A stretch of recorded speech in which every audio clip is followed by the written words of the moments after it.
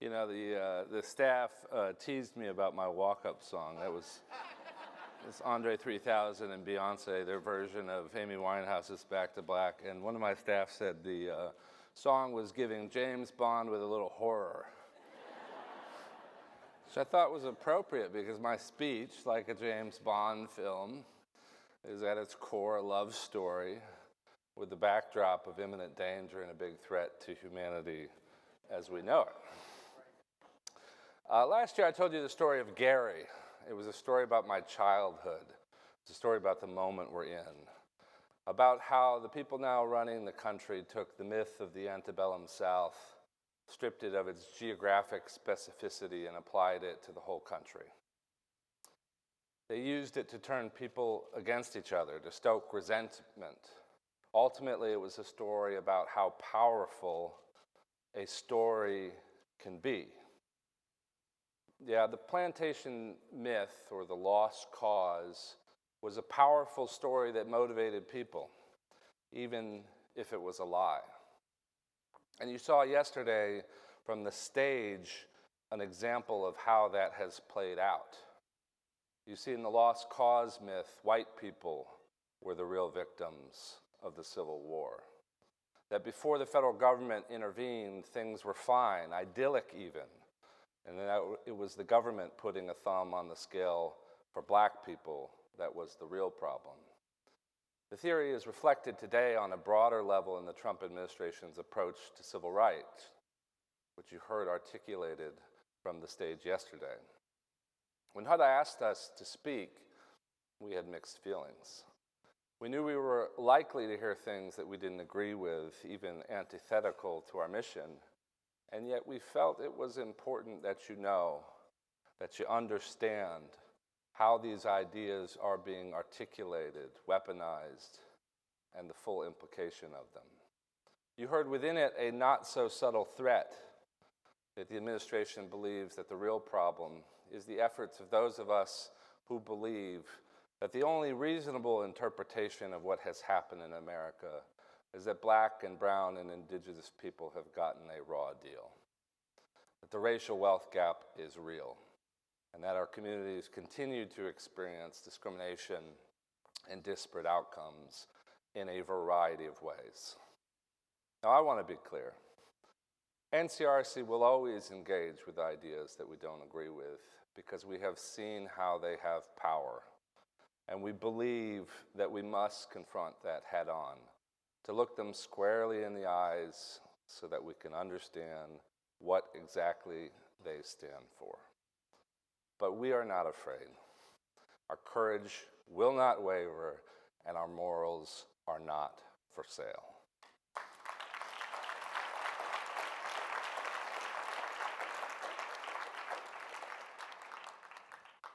Stories are powerful. Stories can shape the world. They're how we connect with other people. They're how we share our values.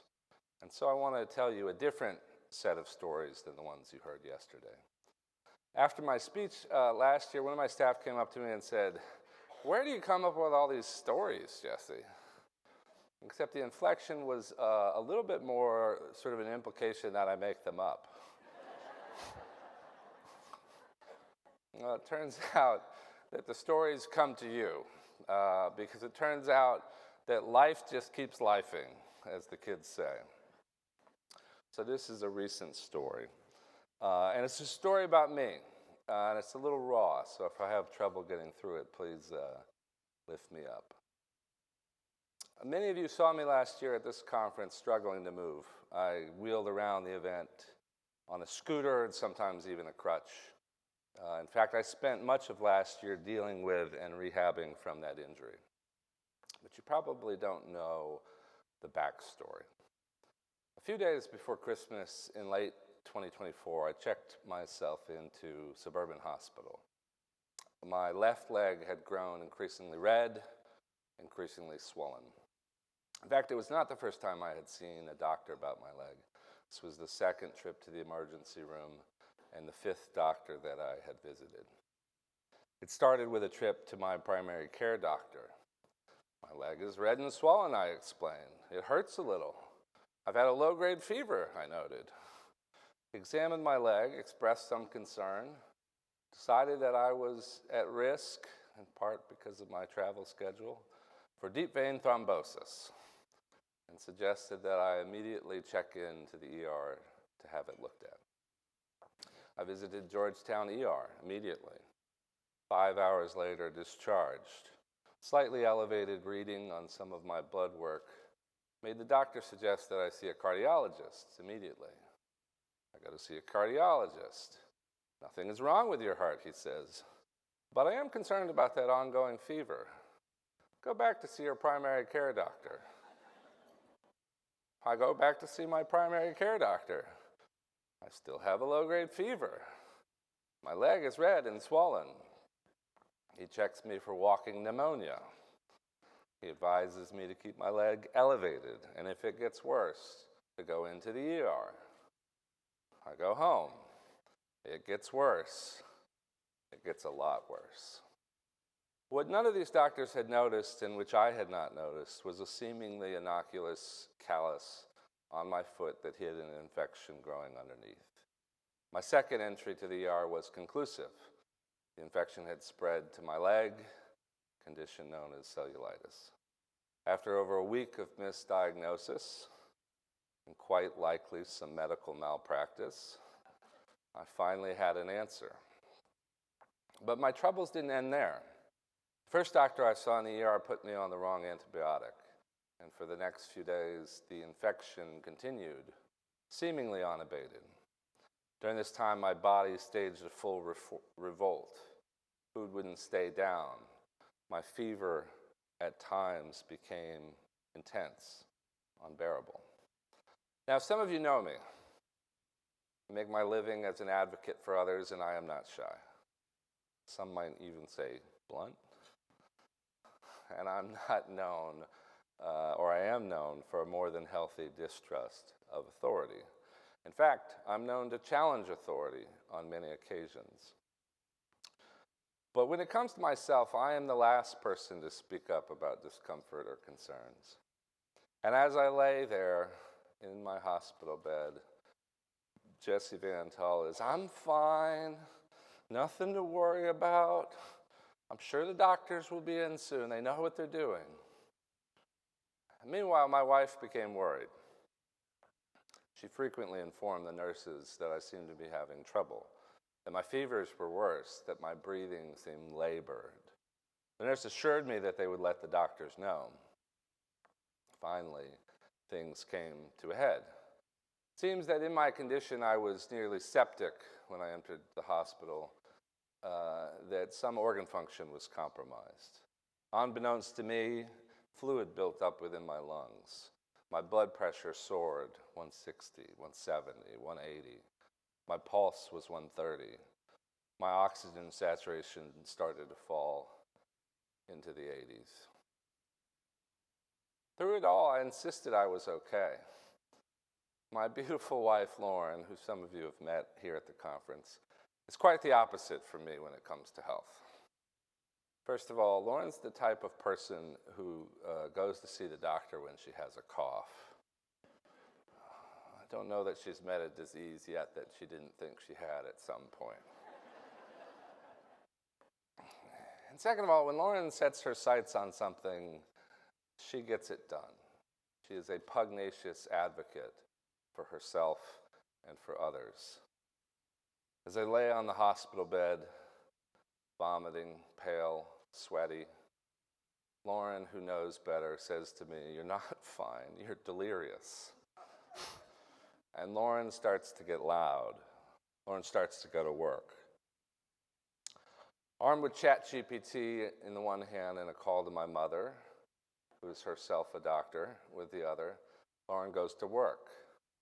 Now, whoever thought the best metaphor for a certain kind of behavior was bull in a china shop never saw Lauren go to work. More like a cupcake with a chainsaw. Sweet, but dangerous. As Lauren mobilized, teams of doctors swoop like a medical drama. They get to work. They stabilize me. I survive. The rest of the story is long and involved, maybe a story for another conference. But a byproduct of my infection was a weakened foot, which in the aftermath I further injured, resulting in several broken bones and a need to repair my Achilles. Many of you saw me in a boot. All told, I spent over 3 weeks in the hospital, endured 5 surgeries, went through months of physical therapy. I stand before you today because one woman, Lauren, wouldn't take no for an answer. I stand here today because she spoke up. At a previous conference, I shared with you the story of her mother, Benita, and how she was a victim of medical racism at many points in her life, ultimately resulting in her death of cancer at age 68. And because of that experience, Lauren understood that she could not sit idly by while people supposed to protect me and my health overlooked my condition. Now, Lauren could have trusted the doctors, and it would have been perfectly natural for her to accept the limitation that she was not the authority in the room, that she was not a doctor, had not gone to medical school. But Lauren knew. Lauren understood. People told her she was wrong, but she knew. She knew something was wrong. Did not hesitate to challenge the things that she knew were wrong. Not a doctor, but she knew, she understood.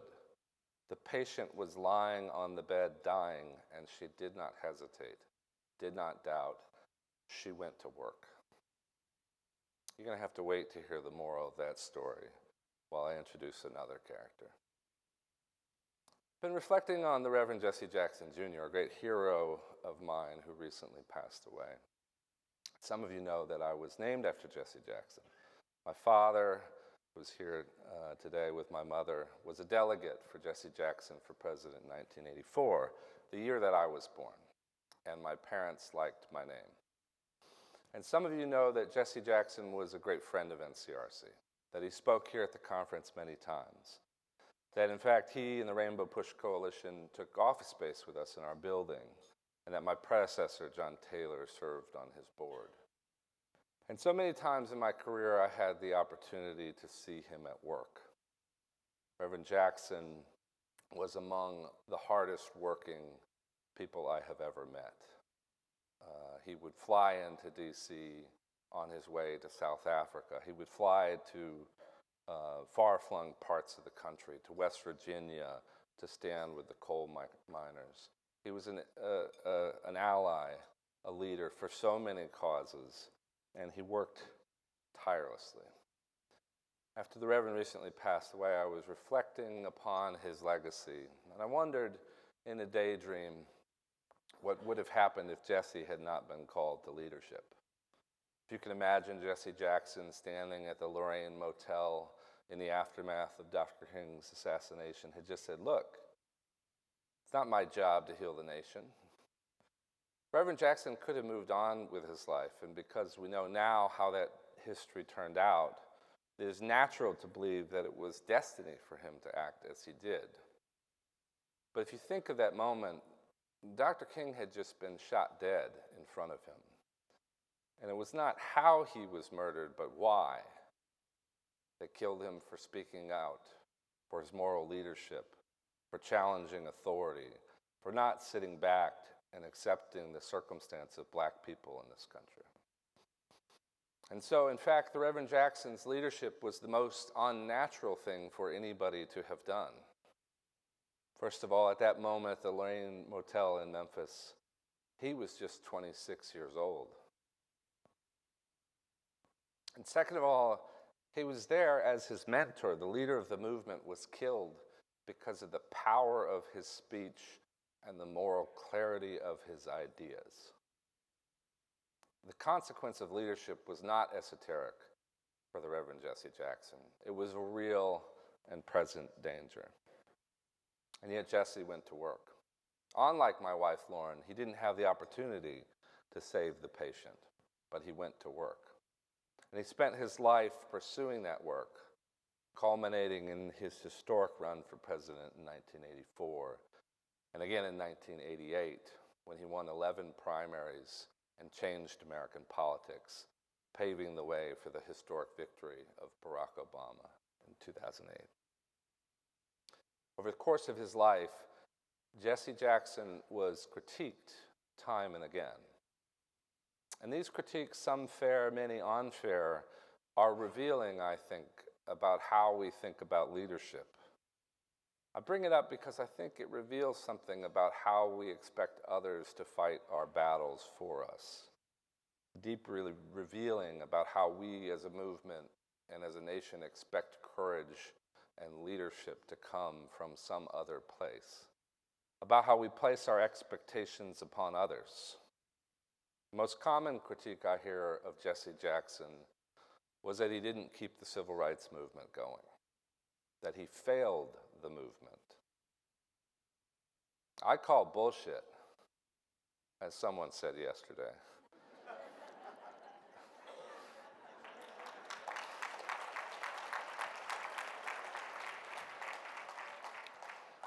And as Dr. Benjamin said so eloquently from the stage, Reverend Jackson didn't fail the movement. We did. In the aftermath of our great victories in the 60s and 70s, we went to work. We took our victories, the Civil Rights Act of 1964, the Voting Rights Act, the Community Reinvestment Act, and we went to work. We professionalized the movement, we built nonprofits, and we did the work. Not as a movement, but as an industry. But as we built, we became victims of our own success. The nonprofit corporation, itself modeled after private corporations, has its flaws and limitations.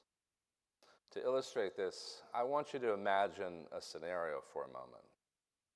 Martin Luther King, Ralph Abernathy, and Bayard Rustin are having a conversation about tactics. And Bayard, the great tactician of the movement, said, "I think we should do a march from Selma to Montgomery." And Martin says, "What are the risks in doing that?" And Bayard says, "Well, we might get beaten and bloodied, and we'll probably all get arrested." Ralph Abernathy says, "I don't know. I doubt our D&O insurance will cover that." King says, "And how will Ellen and Jesse feel about it? Maybe we should add it to our strategic plan discussions this fall." Now, I'm not here to tell you that nonprofits are not effective. I lead a nonprofit that is itself a coalition of nonprofits. But I am here to tell you that the federal government is not the only institution we must rebuild in the wake of this moment. We have to rebuild our institutions so that they can be more agile and more courageous. We have to rebuild our moral voice, and that starts with the stories that we tell. You see, as a field, we have spent significant time and energy making the economic case for our work. The cost of racism, the opportunities within our communities. And we must still make those arguments because they are good arguments. But we live in a moment where more than that is required.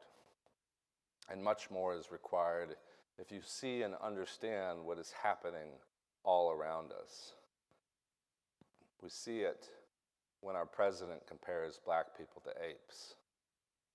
We see it when policy treats entire communities like targets instead of people. We see it when leadership treats the rule of law as optional when inconvenient. We see it when our government looks at its own citizens, its own people, and sees a battlefield. We see it when our government shoots first and asks questions later.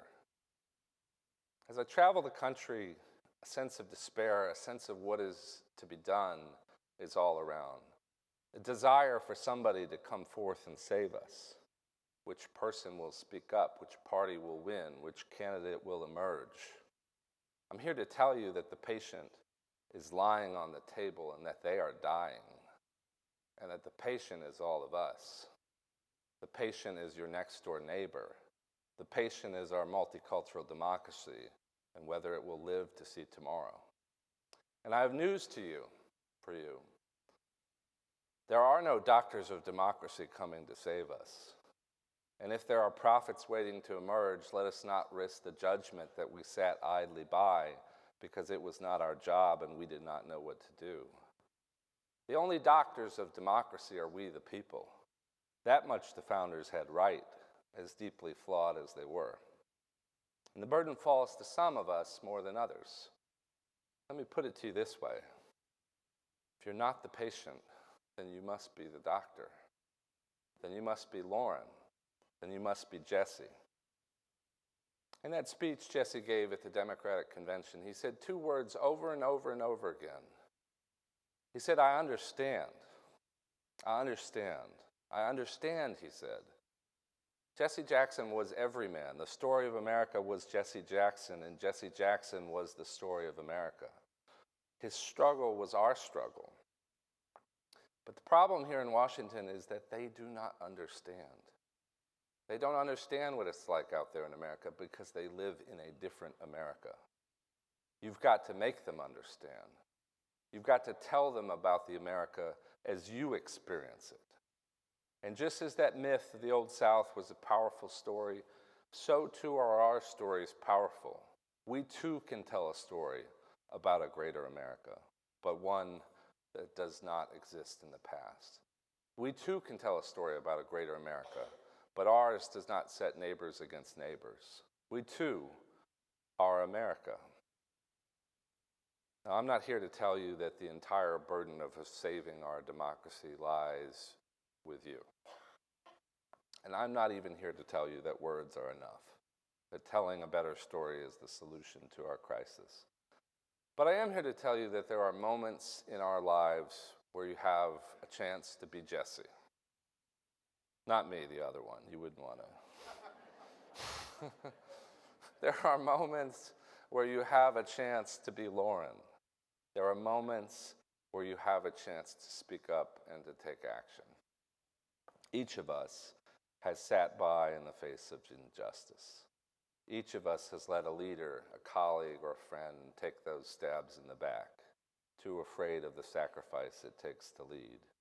Each of us is guilty of wishful thinking, that someone will come forth, some authority, some outside force will emerge to save us. But each of us has opportunities in big moments and in small to save the patient, whoever that might be, to lead with moral courage, to tell a more powerful story, and to take the actions needed to make it come to life. I want to close with this thought. I'm a fan in many of my speeches of bad aphorisms. And one such bad aphorism is the idea that you catch more flies with honey than vinegar. Have you heard this one before? Turns out it's not true. Turns out you catch as many or more flies with vinegar as honey. And since I'm kind of a piss and vinegar type of speaker, I've used this to great advantage. We can catch flies with honey or vinegar if we must. But there is another aphorism that I was reflecting on as I wrote this speech, and that's the idea that it is always darkest before the dawn. It turns out that this too is bullshit. It varies a little bit based on the time of year and your time zone, but it turns out that it's darkest around midnight.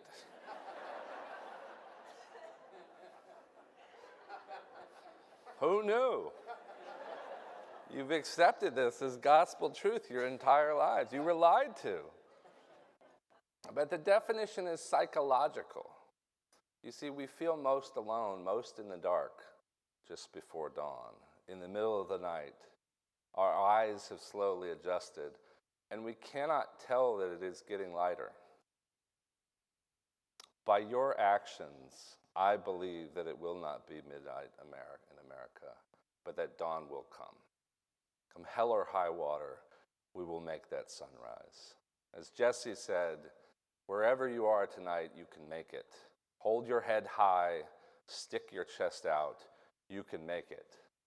It gets dark sometimes, but the morning comes. Don't you surrender. Keep hope alive. And if I might dare to suggest one amendment so that we act with the agency of the leaders that we seek to be, we must bring hope alive. Bring hope alive. Thank you very much.